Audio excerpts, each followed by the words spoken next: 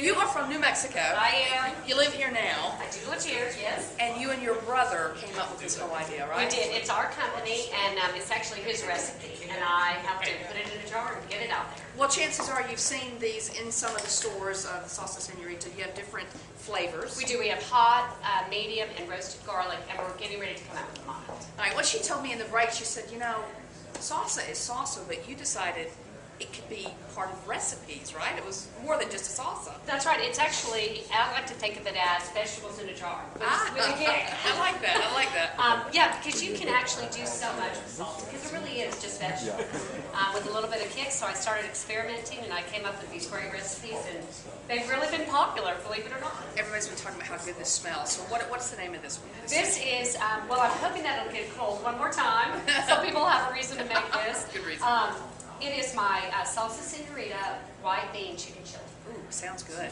Okay, now what have you started with here? Okay, what we do is we start with a tablespoon of olive oil, and you're going to saute your spices and your veggies. So I've got 1 small onion chopped, 4 cloves of chopped garlic, and I've got some oregano, some cloves, some cayenne pepper, and some cumin.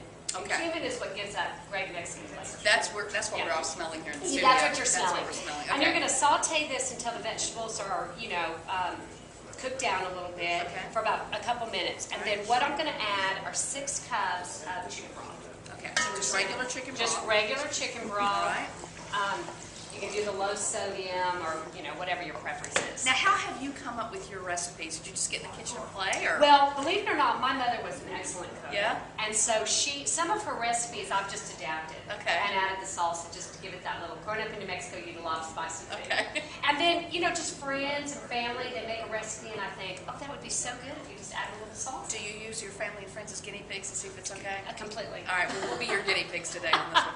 All right, so we've got the chicken broth. And then I'm going to add 3 cans of the Great Northern white beans, and just make sure you drain them. So this is just you can just buy these in the can. Yeah, I just buy it in the can. That's right. Exactly. 3 cans of that. 3 cans of that, and you're going to cook that for about 10, bring it to a boil, and then reduce it to simmer, and let it cook for about 10 minutes. Okay. And then once that's done, you're going to add 2 cups of shredded chicken. Now, here's my secret on this. All right.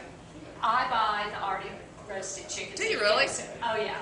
It's super easy. Debone them. You've got, you don't have to go through the hassle of boiling the chicken. I thought you were about to say, here's my secret how I cook it. No. I like that secret better. It's a lot easier. Listen, I have a 12-year-old home, so quick is better. I hear you. And then I'm going to add, and this is what gives it a little bit of thickness and creaminess.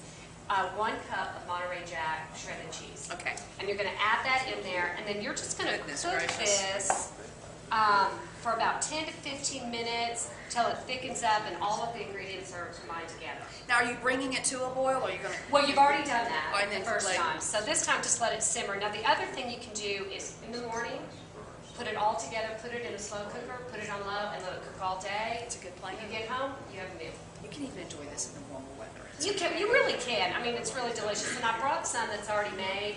And I like to top mine with some cilantro. You can also top it with sour cream, extra cheese, extra salsa, whatever. Now, what kind of sauce is in this one? I use the roasted garlic. Okay. And I didn't put it in, but you have to. That's okay. I knew we would get there. So that's one of the last things you put in, right? There you go. Okay. And how much do you use of it? This is the great thing about these 2 recipes. 1 jar of salsa, you can make both the cornbread and the soup. Yeah. Because you use about a half a jar in the soup, and you would use about a 1/4 of a cup in the cornbread. Yeah, she said this is your basic cornbread recipe, but you add salsa to it. I do. You add your egg, add your milk, mix it up, and then about a 1/3 of a cup of salsa, and bake. I always bake it in an iron skillet. Okay. All right. That is very cool. Lori, thank you so much. If folks want to get this recipe, I think it'll be on it's on my website, and then I think you're going to post it on your. All right. What's your website?